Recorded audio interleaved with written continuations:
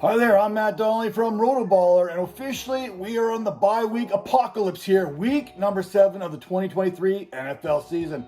At quarterback, listen, you're going to fire in there Patrick Mahomes, Jalen Hurts, Josh Allen, Tua Tagovailoa, and Justin Herbert into your fantasy lineups each and every week.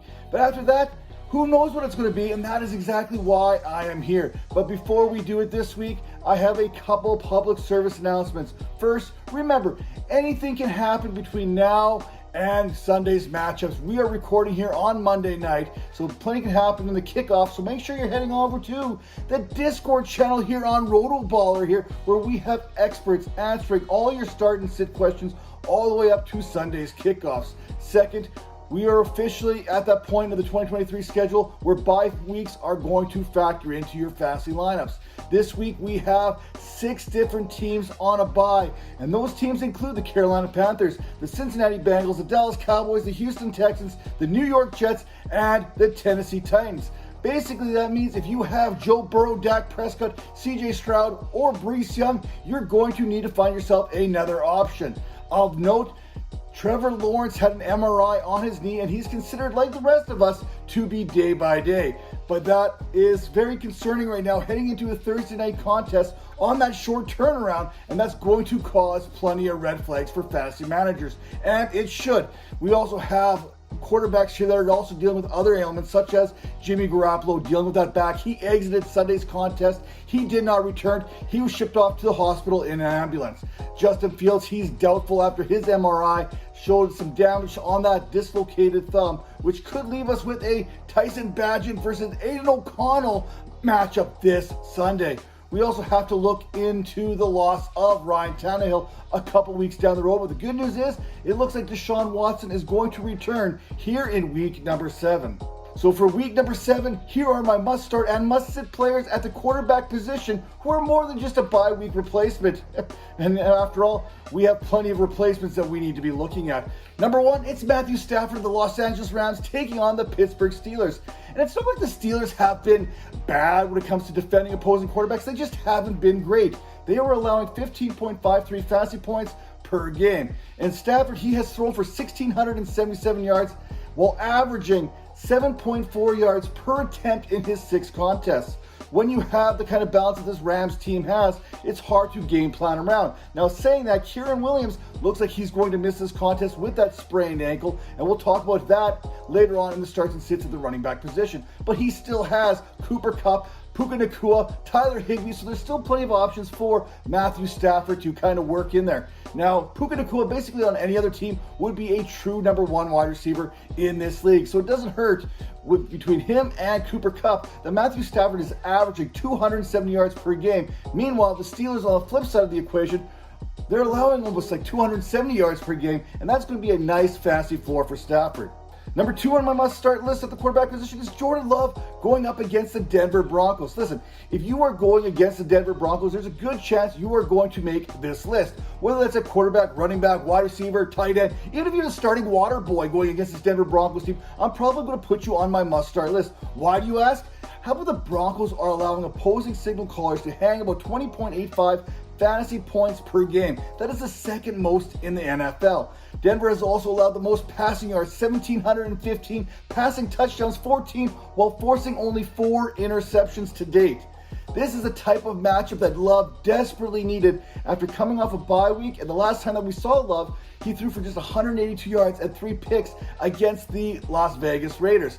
Prior to that game, though, he had been averaging at least 17 fantasy points per game in those previous 4 contests. This Packers offense also gets some additional help in the form of Aaron Jones, who the Broncos are also going to need to find a way to stop, which I don't think they're going to be able to. My number 3 must-start quarterback this week is Gino Smith of the Seattle Seahawks taking on the Arizona Cardinals. Now, you know I don't like betting against the Arizona Cardinals. This is a scrappy young team. But the Seahawks, they had some poor play along that offensive line that they are going to address throughout the week.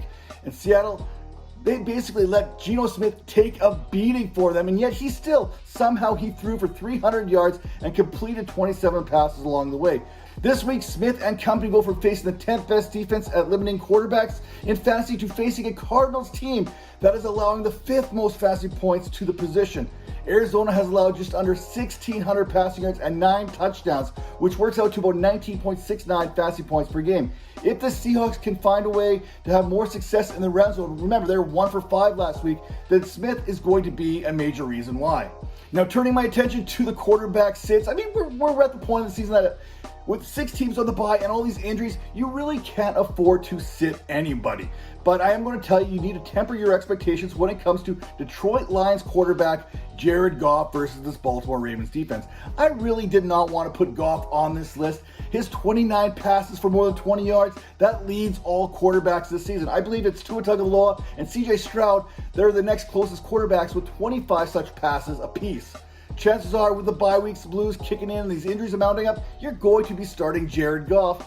But I'm telling you right now, this defense, this Ravens defense, is not one to take for granted for the most part. They are allowing the 2nd fewest fantasy points to quarterbacks this season, allowing just 9.74 per game. In 4 games, Baltimore has allowed just 4 touchdowns while picking off the opposition 5 times. One thing that the Lions may have going for them is that they are throwing the ball at a 65% clip there for the most part there, and that was prior to the David Montgomery injury. After the David Montgomery injury there on Sunday, that pass rate moved up to 68%, so you could possibly see Jared Goff throwing the ball even more now that David Montgomery is going to be limited or out for the next few contests. If Jahmyr Gibbs and Craig Reynolds can provide enough of a run game that perhaps maybe I'm overthinking things here, then again, Gibbs as a runner has provided very little trust so far to date. If Detroit fails to establish a run game, then the Ravens will be looking to add to their league-high 24 sacks. The number 2 quarterback on my sit list this week is Kirk Cousins of the Minnesota Vikings taking on the San Francisco 49ers. One of my favorites, yet again, on my sit list. I don't like this. I just do it because I'm following the numbers. It's not because I'm going with my heart. I'm trying to go with my head here. Look, it's like anyone could put out Gardner Minshew, Brian Hoyer, Mac Jones on their sit list, but I'm not going to take the low-hanging fruit here. Cousins, he better be blasting creeds higher all week throughout practice because this 49ers team is going to be coming to this contest with a chip on their shoulder looking to avenge their first loss of the season. Now, maybe the craziest stat here of all is the 49ers have twice as many interceptions, 10, as they have touchdowns thrown against them, 5 so far this season, which also has them as one of the top 3 teams when it comes to fantasy points against, allowing under 10 fantasy points per game to quarterbacks. Cousins completed just 21 of his 31 passes for 181 yards and a single touchdown without Jefferson. Against this 49ers team, that could lead to a very, very long day.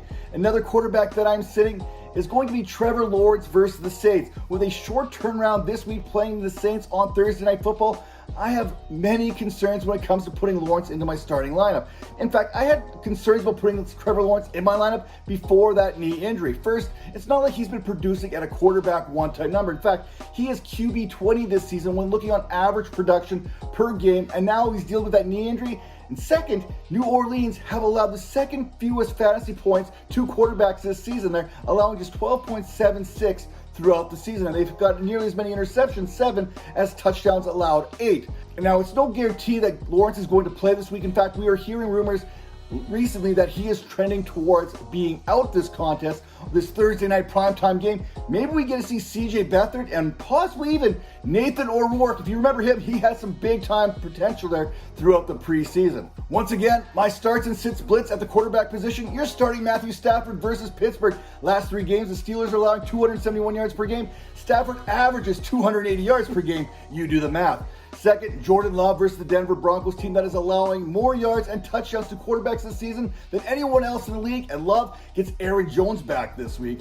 3, Gino Smith versus the Cardinals. Cardinals are 8th in touchdowns allowed and 5th in passing yards allowed, and Gino, he's looking to rebound. Now I am sitting Jared Goff versus the Ravens.